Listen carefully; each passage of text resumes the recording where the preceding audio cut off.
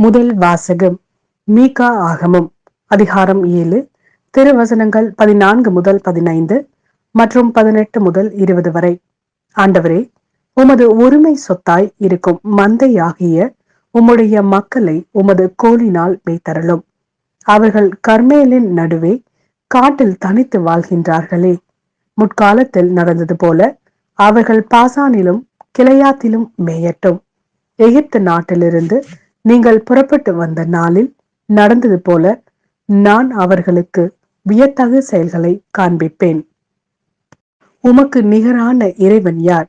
எஞ்சியிருப்போரின் குற்றத்தை பொறுத்து நீர் உமது உரிமை சொத்தில் எஞ்சியிருப்போரின் தீச்செயலை மன்னிக்கின்றேன். உமக்கு நிகரானவர் யார்? அவர் தம் சினத்தில் என்றென்றும் நிலைத்திரார். ஏனெனில் அவர் பேரன்பு கூறுவதில் விருப்பமுடையவர். அவர் நம்மீது இரக்கம் காட்டுவார்.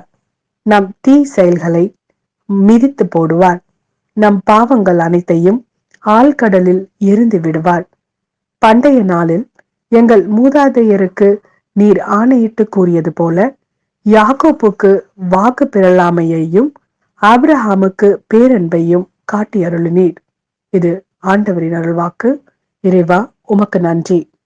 லூக்கா எழுதிய நற்செய்தி அதிகாரம் 15 திருவசனங்கள் 1 முதல் 3 மற்றும் 11 முதல் 32 வரை. வழி தண்டுவோர் பாவிகள் யாவரும் இயேசு சொல்வதை கேட்க அவரிடம் நெருங்கி வந்தனர். பரிசேயரும் மறைநூல் அறிஞரும் இவர் பாவிகளை வரவேற்று அவர்களோடு உணவருந்துகிறாரே என்று முணுமுணுத்தனர். அப்போது அவர் அவர்களுக்கு இந்த ஊமையை சொன்னார். மேலும் இயேசு கூறியது, ஒருவருக்கு 2 புதல்வர்கள் இருந்தார்கள். அவர்களுள் இளையவர் தந்தையை நோக்கி, அப்பா, சொத்தில் எனக்கு உரிய பங்கை தாரும் என்றார்.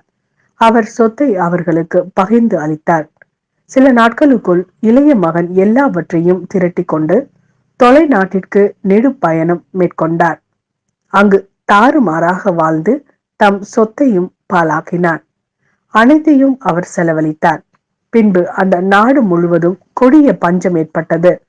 அப்பொழுது அவர் வறுமையில் வாடினார். எனவே அந்நாட்டு குடிமக்களுள் ஒருவரிடம் அண்டி பிழைக்க சென்றார். அவர் அவரை பன்றி மேய்க்க தம் வயலுக்கு அனுப்பினார். அவர் பன்றிகள் தின்னும் நெற்றுகளால் தம் வயிற்றை நிரப்ப விரும்பினார். ஆனால் அதை கூட அவருக்கு கொடுப்பார் இல்லை. அவர் அறிவு தெளிந்தவராய், என் தந்தையின் கூலியாள்களுக்கு தேவைக்கு மிகுதியான உணவு இருக்க நான் இங்கு பசியால் சாகிறேனே. நான் புறப்பட்டு என் தந்தையிடம் போய், அப்பா, கடவுளுக்கும் உமக்கும் எதிராக நான் பாவம் செய்தேன். இனிமேல் நான் உம்முடைய மகன் எனப்பட தகுதியற்றவன். உம்முடைய கூலி ஆள்களுள் ஒருவனாக என்னை வைத்துக் கொள்ளும் என்பேன் என்று சொல்லிக் கொண்டார். உடனே அவர் புறப்பட்டு தம் தந்தையிடம் வந்தார்.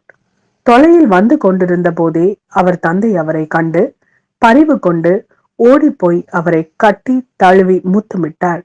மகனோ அவரிடம், அப்பா, கடவுளுக்கும் உமக்கும் எதிராக நான் பாவம் செய்தேன். இனிமேல் நான் உம்முடைய மகன் எனப்பட தகுதியற்றவன் என்றார். தந்தை தம் பணியாளரை நோக்கி, முதல் தரமான ஆடையை கொண்டு வந்து இவனுக்கு உடுத்துங்கள். இவனுடைய கைக்கு மோதிரமும் காலுக்கு மிதியடியும் அணிவியுங்கள். கொழுத்த கன்றை கொண்டு வந்து அடியுங்கள். நாம் மகிழ்ந்து விருந்து கொண்டாடுவோம். ஏனெனில் என் மகன் இவன் இறந்து போயிருந்தான், மீண்டும் உயிர் பெற்று வந்துள்ளான். காணாமற் போயிருந்தான், மீண்டும் கிடைத்துள்ளான் என்றார். அவர்கள் மகிழ்ந்து விருந்து கொண்டாட தொடங்கினார்கள். அப்போது மூத்த மகன் வயலில் இருந்தார். அவர் திரும்பி வீட்டை நெருங்கி வந்து கொண்டிருந்த போது ஆடல் பாடல்களை கேட்டு ஊழியர்களுள் ஒருவரை வரவழைத்து, இதெல்லாம் என்ன என்று வினவினார். அதற்கு ஊழியர் அவரிடம், உம் தம்பி வந்திருக்கிறார். அவர் தம்மிடம் நலமாக திரும்பி வந்திருப்பதால் உம் தந்தை கொழுத்த கன்றை அடித்திருக்கிறார் என்றார். அவர் சினமுற்று உள்ளே போக விருப்பம் இல்லாதிருந்தார். உடனே அவருடைய தந்தை வெளியே வந்து அவரை உள்ளே வருமாறு கெஞ்சி கேட்டார். அதற்கு அவர் தந்தையிடம், பாரும், இத்தனை ஆண்டுகளாக நான் அடிமை போன்று உமக்கு வேலை செய்து வருகிறேன். உம் கட்டளைகளை ஒருபோதும் மீறியதில்லை. ஆயினும் என் நண்பரோடு நாம் மகிழ்ந்து கொண்டாட ஒரு ஆட்டுக்குட்டியை கூட என்றுமே நீர் தந்ததில்லை. ஆனால் விலை மகளிரோடு சேர்ந்து உம் சொத்துக்களை எல்லாம் அழித்துவிட்ட இந்த உம் மகன் திரும்பி வந்தவுடனே இவனுக்காக கொழுத்த கன்றை அழித்திருக்கிறீரே என்றார். அதற்கு தந்தை, மகனே, நீ எப்போதும் என்னுடன் இருக்கிறாய். என்னுடையதெல்லாம் உன்னுடையதே. இப்போது நாம் மகிழ்ந்து கொண்டாடி இன்புற வேண்டும். ஏனெனில் உன் தம்பி இவன் இறந்து போயிருந்தான், மீண்டும் உயிர் பெற்றுள்ளான். காணாமற் போயிருந்தான், மீண்டும் கிடைத்துள்ளான் என்றார்.